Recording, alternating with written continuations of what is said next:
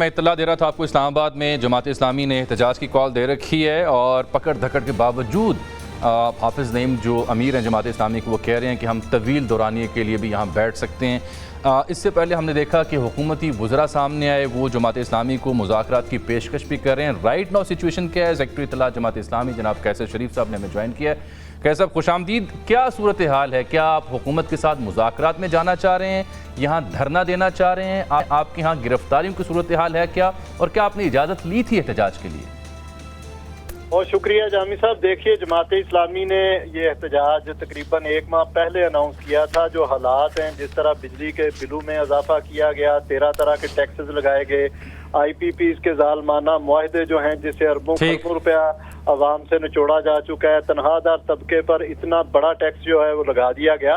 तो ये वो बुनियादी नुकात थे जिसकी बुनियाद पर जमात इस्लामी ने हक दो आवाम को तहरीक शुरू की और अमीर जमात इस्लामी ने इस हवाले से एहतजाजी कॉल दी।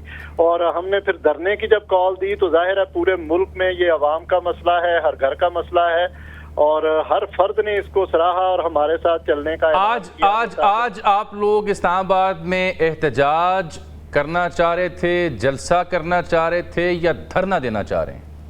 देखें, हमारा ये धरना है, ये कोई एक दिन का एहतजाज नहीं है, कुछ वक्त का एहतजाज नहीं है, बल्कि ये वाज़े और दो टोक था कि हम डी चौक में पुरअमन धरना देंगे, जिसके लिए पूरे मुल्क से काफिले निकले थे।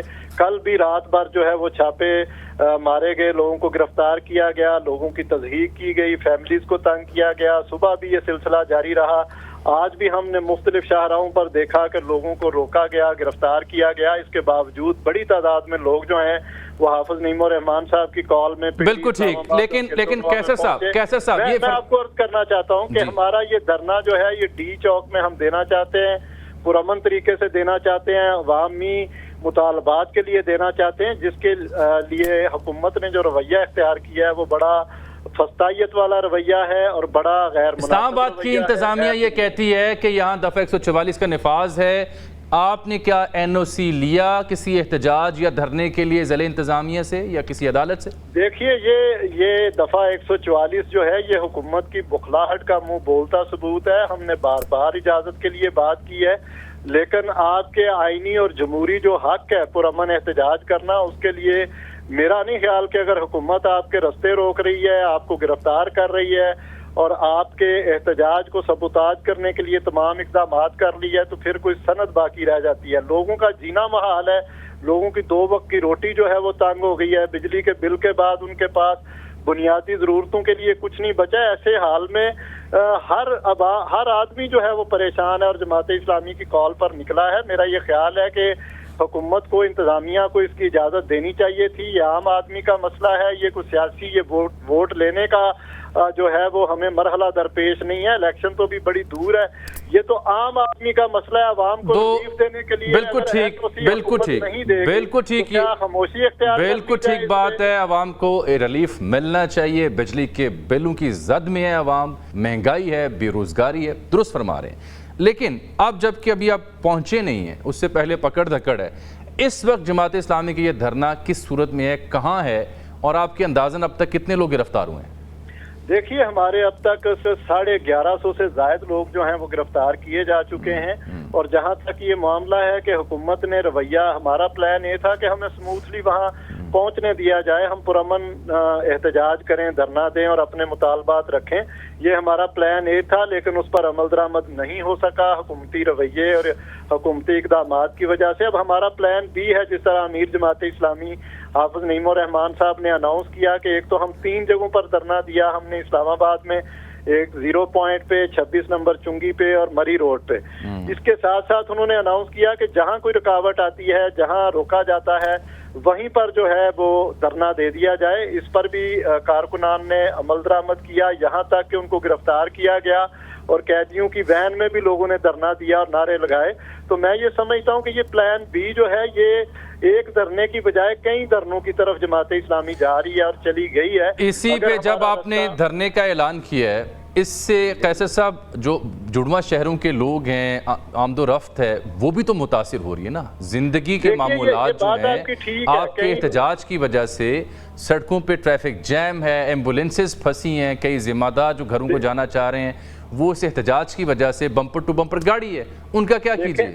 جامی صاحب، یہ جو ایمبولینس کا معاملہ ہے اس پر ہم نے کارکنان کو ہدایت کی ہے کہ جماعت اسلامی کا کوئی کارکن یا عام عوام جو اس میں شریک ہے وہ اس کا رستہ نہ روکے. دوسری طرف جو آپ نے کہا کہ عوام تنگ ہے، چند لاکھ لوگ تنگ ہیں، جبکہ 24 کروڑ لوگ جو ہیں ان کی ہم بات کر رہے ہیں، 25 کروڑ عوام کی.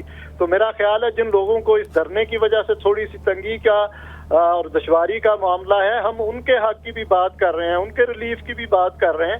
ان کو تھوڑا سا اس پہ کمپرومائز کرنا چاہیے، اور 25 کروڑ عوام کو جو مسئلہ درپیش ہے اس سے نکلنے کے لیے جماعت اسلامی کی اس پرامن جدوجہد کا حصہ بننا چاہیے، ساتھ دینا چاہیے. یہی پرامن جدوجہد جو ہے یہ آپ سڑکوں سے اٹھا کے کسی ایسی جگہ پہ کیوں نہیں لے جاتے جہاں عوام تنگ نہ ہوں، تاکہ آپ کا احتجاج بھی رجسٹرڈ ہو، عوام بھی تنگ نہ ہوں، اور حکومت بھی آپ اس کے سامنے مطالبات بھی رکھیں اپنی عددی قوت کے ساتھ. جامی صاحب، یہ دنیا کی تاریخ گواہ ہے کہ جب کسی کو اس کا آئینی جمہوری اور قانونی حق حکومت نہیں دے رہی ہوتی جو کہ اس کا فرض بنتا ہے، تو عوام کو مجبوراً سڑکوں پر آنا پڑتا ہے. سڑکوں پر آئے بغیر کبھی بھی نہ بات سنی جاتی ہے، نہ اقدامات کیے جاتے ہیں، نہ کوئی چیز اور آگے بڑھتی ہے. یہ حکومت آپ کو مذاکرات کی دعوت دے رہی ہے، آپ قبول کریں گے؟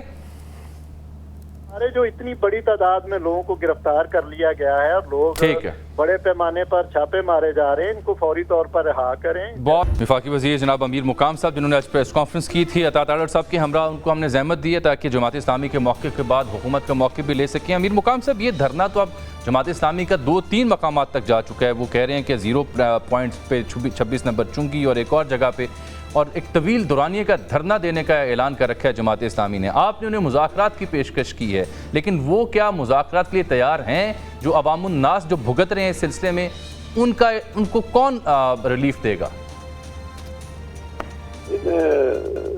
بالکل آپ نے بات کی، اور وہی سیاست میں ہر ایک پارٹی کو اپنے آپ کو زندہ رکھنے کے لیے اس طرح ایکٹیویٹیز وہ کرتے ہیں کہ وہ زندہ رہے. وہ اپنی جگہ ایک بات ہے اور ایک فیکٹ ہے، ایک حقیقت ہے. مگر یہ اگر جماعت اسلامی والے کی ڈیمانڈ ہے، وہ بھی عوام کے ڈیمانڈ ہے، اس قوم کے ڈیمانڈ ہے، ان کو ریلیف دینے کی ڈیمانڈ ہے، اور ہمارا بھی اس سے دوسرا کوئی اور سوچ فکر نہیں ہے. اس لیے ہم نے ابھی جو ہم تھے وہی ہم نے کہہ دیا کہ ہمیں جماعت اسلامی کی نیت پر کوئی شک نہیں ہے، مگر بجائے کہ عوام کو تکلیف ہو، اسلام آباد لاؤ کو دوسرے جگہ اور جگہ جگہ مریضوں کو، دوسروں کو آمد و رفت میں، کاروبار میں، تو اس سے بہتر یہ ہے کہ اگر وہ ہمارے ساتھ بیٹھ جائے، ہم اس کے ساتھ بیٹھنے کے لیے بالکل تیار ہیں. وہ دیکھ لے کہ جو کچھ ممکن ہو، وہ تو کوئی ذات کے لیے نہیں مانگ رہا ہے یا عوام کی بات کر رہے ہیں، ہم بھی وہی بات کر رہے ہیں. تو کیا آپ کی مذاکرات کی دعوت پہ جماعت اسلامی نے کوئی مثبت جواب دیا ہے؟ آپ کو کوئی رابطہ ہوا جماعت اسلامی سے؟ ایک بات سی طرح ہوتی ہے کہ آپ کے ساتھ 50 روپے اور دوسرے ڈیمانڈ کرتے ہیں کہ 100 روپے دے دو، تو آپ کہیں گے کہ میرے ساتھ تو جیب میں ہے یہ، تو آپ کو اور کدھر سے دے دو. تو ہم نے کہا کہ چلو وہ دیکھ لے، ہم ان کے جو ڈیمانڈ ہے ان کو بھی سنیں گے، اور جو گراؤنڈ ریئلٹیز ہے اور حقائق ہے اور گورنمنٹ جو کچھ کر سکتے وہ بھی ہم ان کو بتائیں گے.